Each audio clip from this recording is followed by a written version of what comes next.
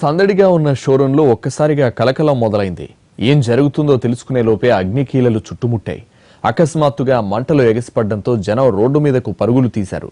విశాఖలోని జగదాంబ జంక్షన్ దగ్గర ఉన్న ఓ షోరూంలో జరిగిన అగ్ని ప్రమాదం వల్ల భారీ ఆస్తి నష్టం జరిగింది.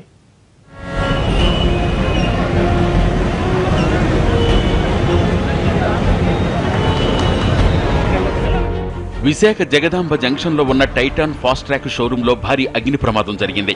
దీంతో షోరూంలో ఉన్న సిబ్బంది రోడ్లపైకి పరుగులు తీశారు. ఈ ప్రమాదంలో 2 వాచ్ షోరూంలు తగులబడ్డాయి.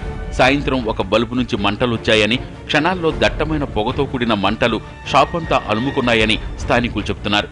కనీసం బ్యాగులు, మొబైల్స్ బయటకు తెచ్చుకునే అవకాశం కూడా తమకు చిక్కలేదని, కట్టుబట్టలతో బయటకు రాగలిగామని ఆవేదన వ్యక్తం చేశారు.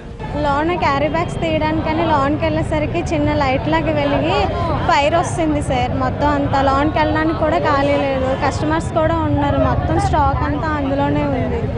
ఫాస్ట్ ట్రాక్లో అలాగే ఫైర్ పొగ వస్తూ ఫాస్ట్ ట్రాక్లో కూడా వస్తుంది సార్. ఫాస్ట్ ట్రాక్లో బ్యాగ్లు, బెల్ట్లు, వాలెట్లు అన్నీ ఇంచుమించు 1-2 కోట్లు స్టాక్ ఉంటుంది.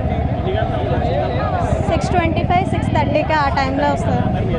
సుమారు 2 కోట్ల మేర ఆస్తి నష్టం జరుగుంటుందని ప్రాథమికంగా అంచనా వేస్తున్నారు అధికారులు.